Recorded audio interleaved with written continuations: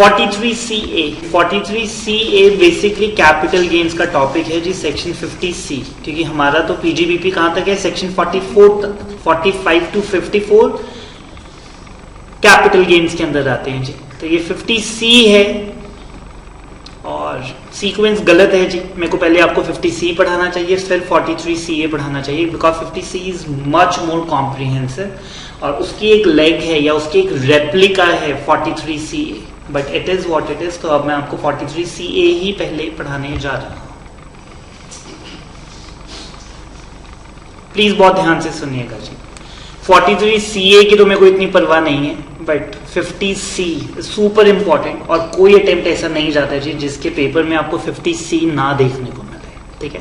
Capital gains का one of the most important point of all time, जैसे यहाँ पे डेप्रिसिएशन थी ना इसके अंदर, ऐसी 50C है जी कैपिटल गेन्स के अंदर, ठीक है, जो हर बार पेपर में आता ही आता है।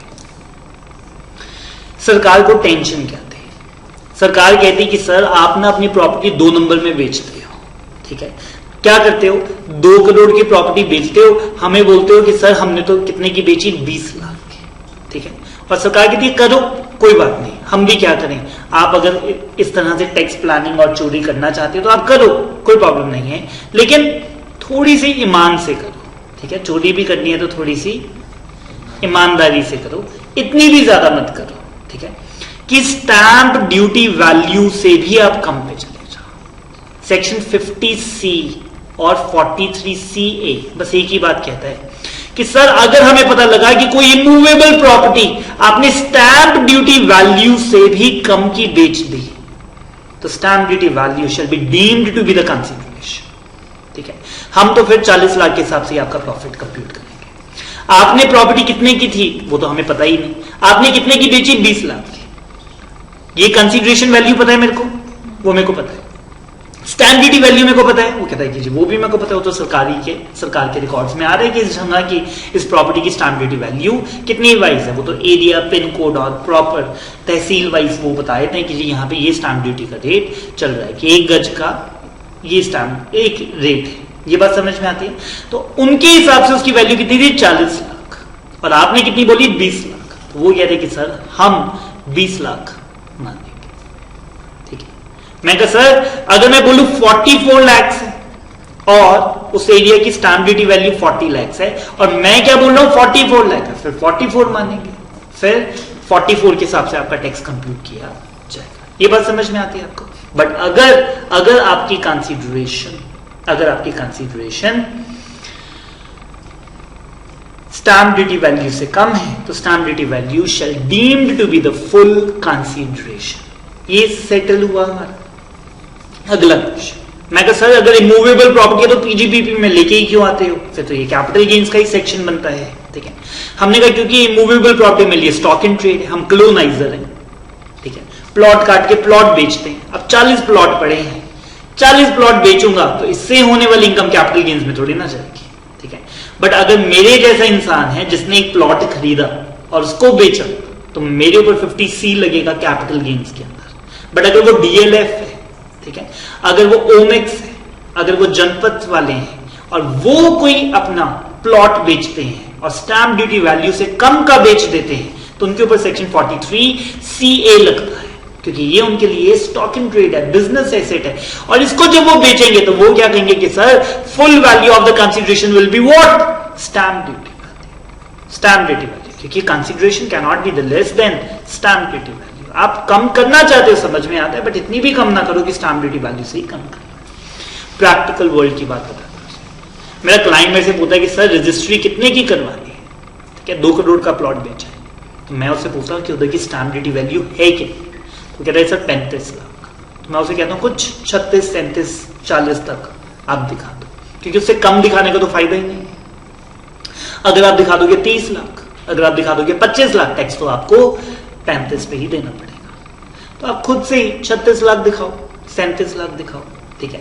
कल केस लगे, अगले एडिशन करे, ठीक है, और फिर हमसे पूछेंगे जी आपने इतनी सस्ती क्यों बेची, और इस तरह से क्यों इस सब में पड़ना। आप 36 लाख दिखाओ ना, सेफ साइड, आप स्टैंप ड्यूटी वैल्यू से ज्यादा की ही दिखाओ, ठीक है। हमारी एक प्योर उनको एडवाइस रहती है कि सर स्टैंप ड्यूटी वैल्यू से तो ज्यादा की आप करो, क्योंकि आप अपनी स्टैंप ड्यूटी का खर्चा 7-8% बचाना चाहते हो, तो आपका मन करता है कि मैं कम से कम वैल्यू दिखाऊं, बट इससे कम नहीं दिखाने का कोई भी एग्जैक्ट वही दिखाओ, वो भी फिशी लगता है कि हमारे हिसाब से 35 थी और आपने पूरे 35 की बेची।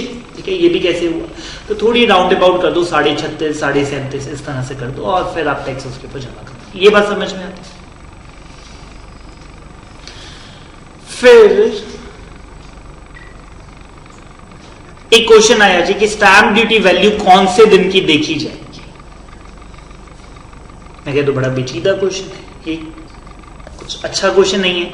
आज की देखोगे? कहते क्यों?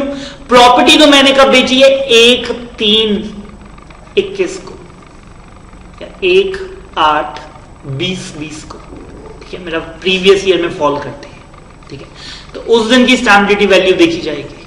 ठीक है, तो यहां पे सेसी ने बोला कि सर बिल्कुल गलत, सौदा तो 2 साल पहले हुआ था 1/8/18 को, और सौदा जिस दिन हुआ रेट उस हिसाब से होगा। अब जिस दिन मैंने सौदा कर लिया, मैंने आपको बोला कि ये प्रॉपर्टी 2 करोड़ की दूंगा।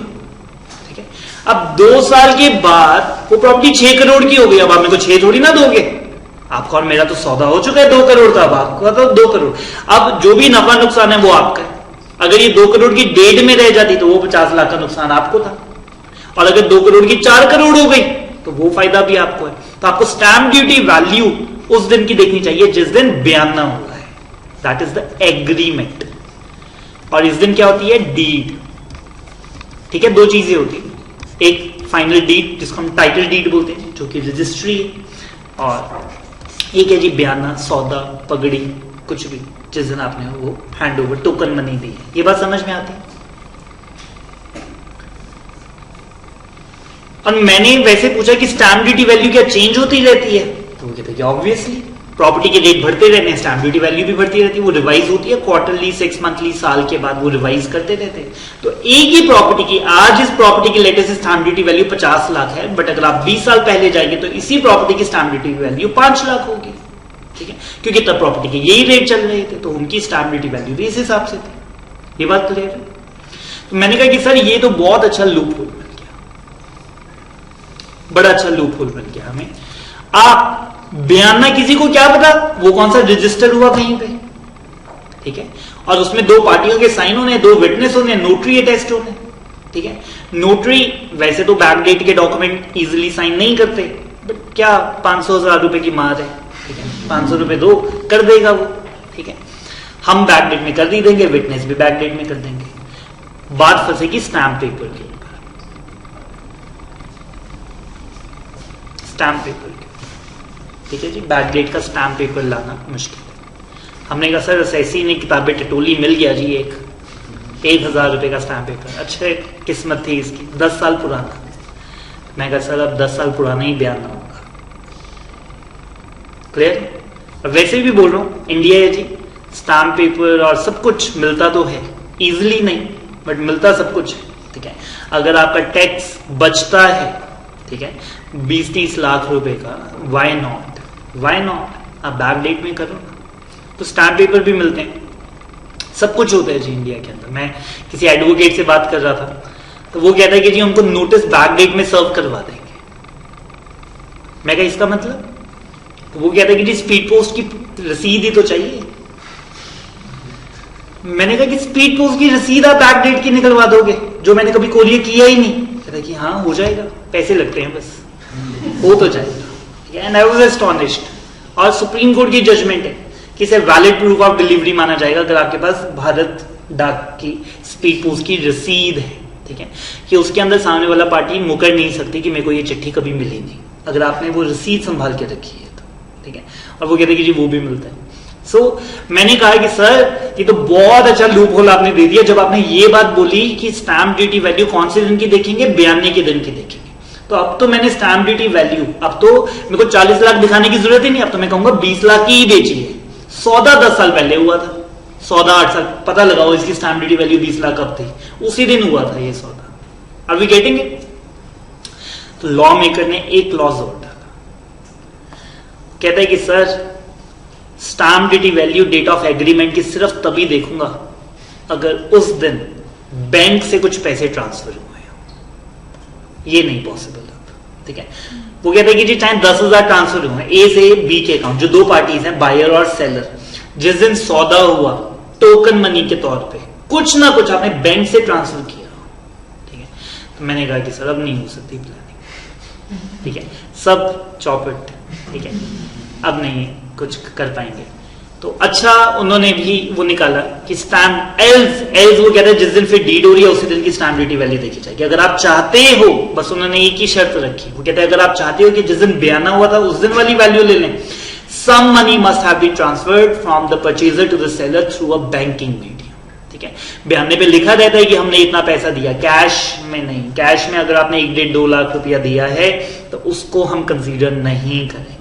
आप बस ये बता दो कि बैंक से अगर पैसे गए थे तो आप स्टैम्प ड्यूटी वैल्यू कौन से दिन की देखोगे, एग्रीमेंट की। बट अगर आप कहते हो सर बैंक से पैसे नहीं गए थे, फिर आपको जिस दिन सेल ऑफ डीड है, सॉरी सेल डीड है, उसी दिन की प्राइस देखना पड़ेगा, ठीक है। That is the same for the 50C, same for the 43C है। मैं फिर से बोल रहा हूं ये दोनों एक दूसरे के एग्जैक्ट रेप्लिका है, ठीक है। बस दो जना क्यों आ रहे हैं, अगर ये मेरे लिए कैपिटल एसेट था, ठीक है, वन ऑफ इन्वेस्टमेंट है, तो ये जाएगा वहां पर कैपिटल गेन्स के अंदर। बट अगर ये मेरा स्टॉक इन ट्रेड है, अगर मैं काम ही यही करता हूं, प्रॉपर्टी डीलर हूं, तब ये आएगा जी मेरा पीजीपीपी के अंदर, प्रोविजन से। सुनिएगा जी, stamp duty value deem to be the full value of consideration. वो कहते हैं कि जी अगर एक कंसिडरेशन रिसीव्ड और accruing as a result of the transfer of asset capital asset ना हो, कैपिटल एसेट ना हो, नहीं तो इसे कहां पे लेके जाना पड़ेगा, कैपिटल गेन्स के अंदर। बीइंग लैंड और बिल्डिंग और बोथ, मैंने क्या वर्ड यूज किया था, इमूवेबल प्रॉपर्टी, ठीक है जी। कहते हैं क्या ट्रांसफर किया है, लैंड या सिर्फ बिल्डिंग या दोनों, fine, make sense, make sense, ठीक है। सिर्फ लैंड हो तो भी, सिर्फ बिल्डिंग हो तो भी, जैसे फ्लैट हो गया, और अगर दोनों है तो भी, खाली प्लॉट हो गया, बना बनाया घर हो गया, सिर्फ फ्लैट हो गया। is less than the value adopted or assessed or assessable by any authority of the state government for the purpose of stamp duty। तो स्टैम्प ड्यूटी के लिए जो वैल्यू यूज की जाती है, उस वैल्यू से अगर आपने कम पे बेचा है तो, क्या बेचा है, लैंड, बिल्डिंग और बोथ, कितने पर बेचा, जितने का भी बेचा, कम पे बेचा, कितने से, कहते हैं द वैल्यू, जो कि स्टेट गवर्नमेंट स्टैम्प ड्यूटी के लिए कैलकुलेट करती है। तो कहते हैं then the value so adopted for the purpose of computing the PGPP, इसी को the value so adopted by the state government, stamp duty value को ही profit and gains compute करने के लिए माना जाएगा। हम तो यही मान के चलेंगे कि ये प्रॉपर्टी आपने 20 लाख की नहीं 40 लाख की बेची। क्लियर? कोई प्रॉब्लम है तो बताइए।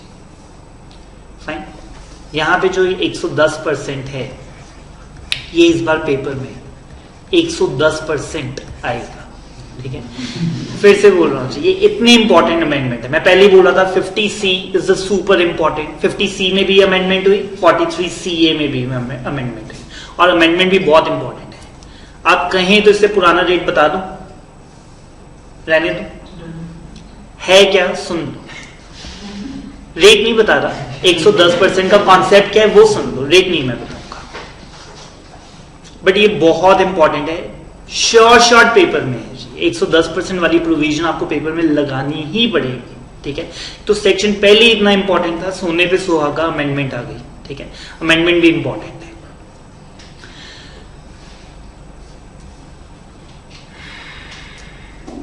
हमने कहा कि सर थोड़ा बहुत तो चलता है, तो वो कहता है कि हाँ 10% की गुंजाइश है, ठीक है, हम ज्यादा छोटी बात नहीं करेंगे, ठीक है। जैसे कि मैंने बोला कि सर मेरी कंसीडरेशन है 40 लाख, मैं सौदा कितने पे कर रहा हूं 40 लाख, और स्टैंप ड्यूटी वैल्यू अगर इसके 10% की रेंज में फॉल हो जाती है, स्टैंप ड्यूटी वैल्यू क्या है 41, स्टैंप ड्यूटी वैल्यू क्या है 42, 43, 44, तो आप मेरी वैल्यू को ही ओके करेंगे। इतनी डेविएशन तो चलती है। बट जब मैं बोल रहा था 20 की 40 है, फिर वो कहता है फिर आपकी कंसीडरेशन नहीं चलेगी, क्योंकि वो 10% नहीं, वो तो 200% की रेंज में आ रही है, ठीक है। 20 की 10% रेंज क्या है 22, क्या वो 22 तक है? हमने कहा नहीं सर, वो 22 की भी बियॉन्ड है। जैसे उसने कहा 22 की भी बियॉन्ड है, फिर वो कहता है कि stamp duty value will be the consideration. But अगर वो 10% की रेंज में आ जाती है, 10% की रेंज में आ जाती है, इन दैट केस आपको आपकी कंसीडरेशन ही मानी ठीक जाएगी. Your consideration will be taken for the computing the profit and gains of the business and profession. इसमें बच्चे को जो कंफ्यूजन रहती है वो बस यही रहती है कि सर 110% किसका करना है. ठीक है, एक्चुअल कंसीडरेशन का करना है, एक्चुअल कंसीडरेशन का. एग्जाम्पल बना के आपको बता देता हूं, ये बहुत ट्रिकी है क्योंकि 90 और 100, अगर आप बोलते हो एक्चुअल कंसीडरेशन है 90 और स्टैम्प ड्यूटी वैल्यू है 100, तो यहां पर इसका 10% अगर आप करोगे, इसका 10% करोगे तो वो है जी 99 के अंदर स्टैम्प ड्यूटी वैल्यू है ही नहीं. हेंस हमने कहा सर 10% की बात नहीं, अब तो बात 10% से ज्यादा की है. Hence it will be taken as the actual value. ये बात समझ में? अब आपका जो टैक्स है वो 100 के हिसाब से निकाला जाएगा. बट अगर आप इसका 10% कर देते तो ये रेंज में आ जाती. ठीक है, तो आपको ये बहुत ध्यान में रखना पड़ेगा कि 10% किसका करना है, 10% ऑफ एक्चुअल कंसीडरेशन. फिर से बोल रहा हूं जी, अगर आपकी एक्चुअल कंसीडरेशन की 10% की रेंज में, 10% की रेंज में एक्चुअल स्टैम्प ड्यूटी वैल्यू आ जाती है तो स्टैम्प ड्यूटी वैल्यू नहीं देखी जाएगी, फिर एक्चुअल कंसीडरेशन में देखी जाएगी क्योंकि इतना चलता है. बट अगर वो 10% की रेंज में नहीं आई, then your profit will be computed as per the stamp duty value. और ये हमेशा ऊपर की तरफ देखना, इसलिए उसने बोला 110%. ठीक है, अगर स्टैम्प ड्यूटी वैल्यू कम है फिर तो बात ही खत्म हो गई ना. फिर तो विच एवर इज हायर, फिर तो एक्चुअल वैल्यू के हिसाब से ही टैक्स कंप्यूट किया जाएगा. फिर तो कोई झंझट है ही नहीं क्योंकि 80 लाख रुपए की स्टैम्प ड्यूटी वैल्यू की प्रॉपर्टी की आप कितनी कंसीडरेशन बोल रहे हो, 90 लाख. फिर तो कोई झंझट है ही नहीं, फिर तो 90, फिर 110% और कुछ भी लगाने की जरूरत नहीं. प्रॉब्लम तो तब थी जब आप कंसीडरेशन कम बोल रहे हो, स्टैम्प ड्यूटी वैल्यू ज्यादा है.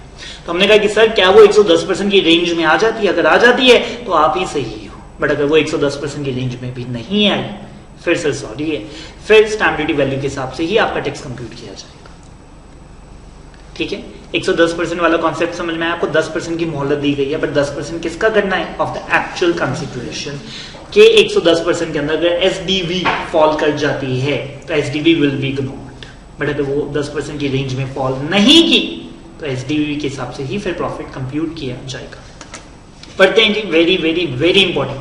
However where the values are adopted, that is the SDV, stamp duty value, for the purpose of payment of the stamp does not exceed 110% of the actual consideration. अगर वो actual consideration के 110% के अंदर ही fall कर जाती है, then the consideration so received, then the actual consideration will be used for the purpose of computing the profit and gains from the transfer of such asset. और उसी को ही फुल वैल्यू ऑफ कंसीडरेशन मान लिया जाता. But अगर वो 110 के बाहर जा रही है फिर उसी को लिया जाएगा. तो वन एक्सेप्शन कि अगर एसडीवी एक्चुअल कंसीडरेशन की 110% की रेंज में आ जाती है तो उसको इग्नोर किया जाएगा. Next, stamp duty value on the date of agreement. ये मैंने आपको सारा बता दिया जी कि डेट ऑफ एग्रीमेंट का स्टैम्प ड्यूटी वैल्यू देखें कि जिस दिन आपने property deed, sale deed sign किया उस दिन. तो मैंने आपको क्या बोला है, एक लाइन में sale deed. But one exception, अगर आप चाहते हो एग्रीमेंट की देखी जाए तो उस दिन बैंकिंग चैनल से कुछ ना कुछ पैसा ट्रांसफर हुआ होना चाहिए. Where the date of agreement for fixing the value of the consideration and the date of registration are not same. मतलब बयाना किसी और दिन हुआ और रजिस्ट्री किसी और दिन हुई, सब में ऐसे ही होता है. Then the full value of the consideration may be taken the stamp duty value on the date of registration.